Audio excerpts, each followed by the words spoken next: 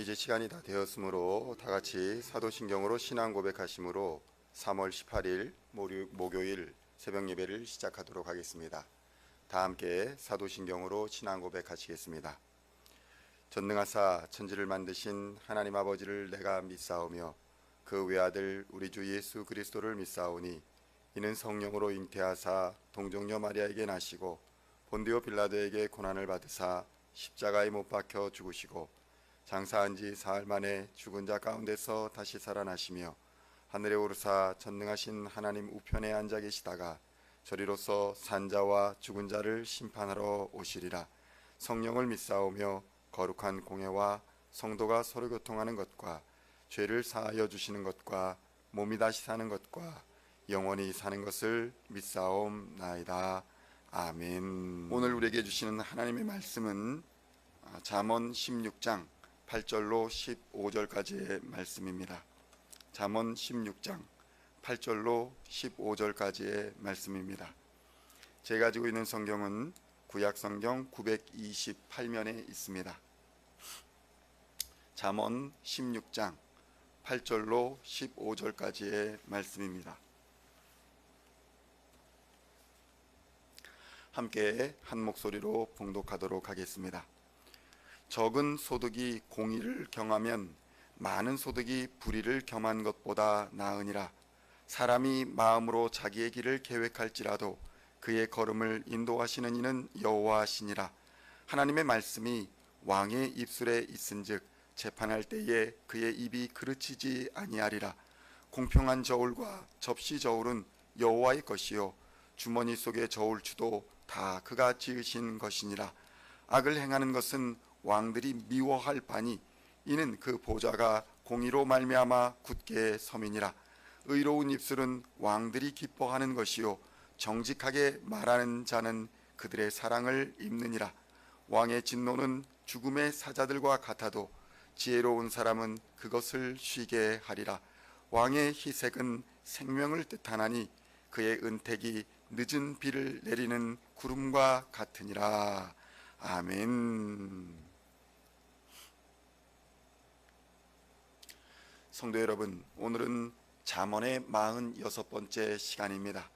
오늘은 의지와 성취와의 관계라는 제목으로 하나님의 말씀을 함께 나누고자 합니다. 한때 많은 사람들이 의지만을 가지고는 성공할 수 없으나 일정한 훈련을 한다면 어느 분야건 전문가가 다 될 수 있다는 희망을 주던 법칙이 있습니다. 여러분도 많이 들어보셨을 1만 시간의 법칙이 바로 그것입니다. 1만 시간의 법칙이란 어떤 분야의 전문가가 되기 위해서는 최소한 1만 시간의 훈련이 필요하다는 것입니다. 이것은 단순히 추정이 아니라 안데르스 에릭손이라는 미국 플로리다 주립대 교수가 1993년에 발표한 논문에서 처음 등장한 개념입니다. 1만 시간은 매일 3시간씩 훈련한다고 가정할 때에 약 10년이 걸리는 기간입니다. 에릭손 교수는 바이올린 연주자들을 대상으로 이 연구를 진행하였는데 그는 이 연구를 통해서 실력이 상위권인 바이올린 연주자들의 경우에 20세까지 약 평균 1만 시간을 훈련한 것으로 나타났다고 주장하면서 능력은 타고난 재능보다 연습량에 달려있다고 그의 논문에서 주장했던 것입니다. 이후에 사람들은 이 연구를 계속 인용해서 모차르트도 그의 걸작이었던 협주곡 9번을 쓰기까지는 약 10년의 세월이 걸렸고 운동선수들의 대부분도 10년 이상의 피나는 연습을 했다고 주장했습니다. 그래서 누구든지 성공을 이루기 전에 약 10년 정도는 기술이나 학문을 부단히 배우고 연습해야 하는 기간이 필요했다라고 역설하였던 것입니다.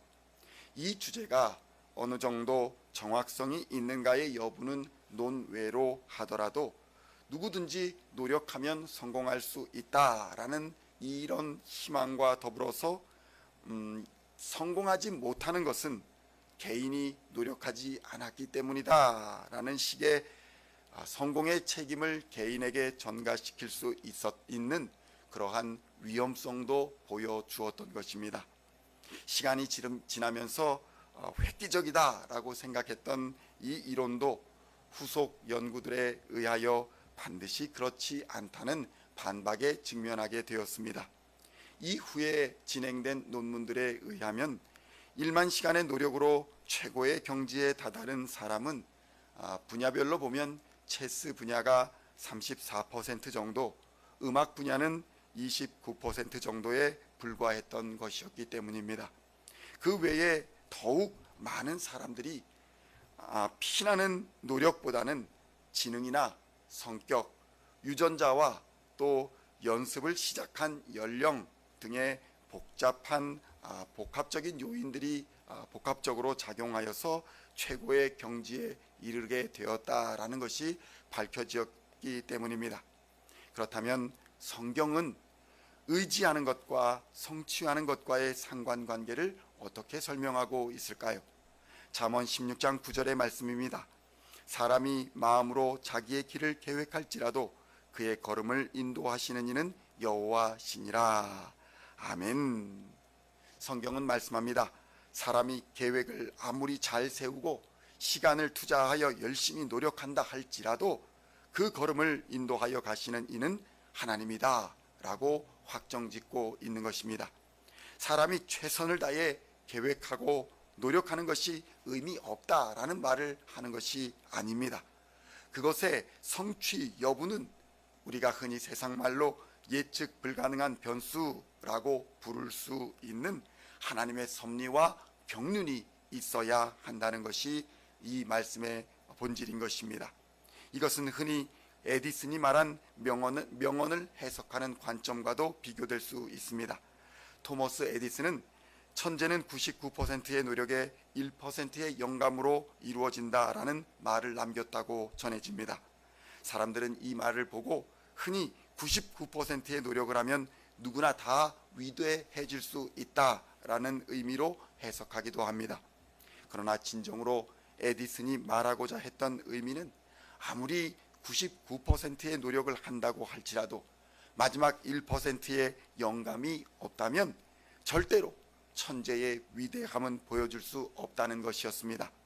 마치 물이 100도에서 끓는다는 이 과학의 법칙은 99도까지는 아무리 물의 온도를 높여도 끓지 않는다는 말과 같은 것입니다.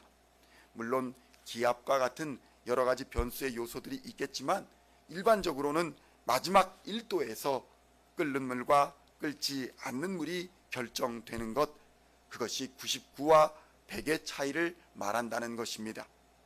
우리의 신앙도 마찬가지입니다. 가나의 혼인잔치 때에 예수님은 돌 항아리에 물을 아구까지 가득 채우라고 말씀하셨습니다. 종들은 열심히 물을 길어와 항아리에 물을 채우기 시작했습니다. 물을 항아리에 가득 채우기까지 항아리에서는 아무 변화도 일어나지 않았습니다. 그러나 물을 항아리의 아구 끝까지 채웠을 때에 예수님의 선포가 임하게 되었습니다. 종들에게 말씀하시기를 이제 물을 떠서 연회장에 가져다 주라는 것이었습니다. 그 말씀에 종들이 순종하여 물을 가지고 연회장에 갔을 때에 아구까지 채웠던 그 물이 포도주로 변화되는 놀라운 변화의 역사가 일어난 것입니다. 우리는 우리의 노력과 헌신이 어디까지가 돌항아리의 아구까지인지 알 수 없습니다. 그러나 그 때가 찼을 때에 하나님이 약속하신 약속이 임하게 되고 물이 포도주가 되는 역사가 오늘을 살아가는 우리의 삶에도 임할 것임을 믿어야 할 것입니다. 이것이 오늘 본문에서 말씀하시는 사람이 마음으로 자기의 길을 계획할지라도 그 걸음을 인도하시는 이는 여호와이시다라는 말씀의 참된 의미임을 기억하시고 오늘도 말씀에 순종하여 좌고우면하지 마시고 예배와 기도에 게으르지 말아야 할 것입니다.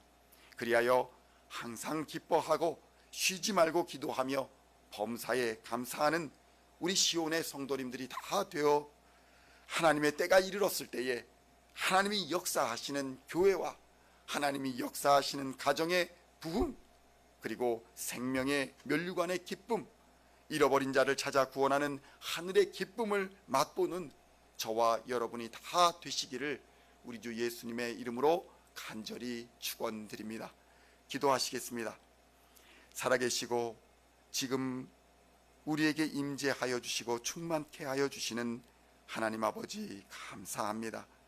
우리를 의로운 길, 선한 길로 인도하여 주시고 하나님과 사람 앞에 부끄럽지 않은 삶을 살아가게 하여 주시옵소서.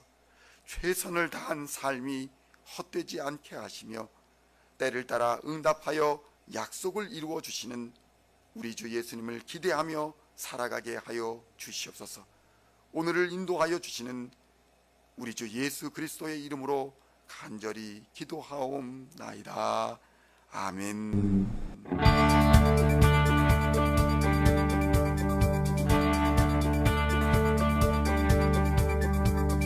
Singing songs of thy praise, we are coming to you, dancing before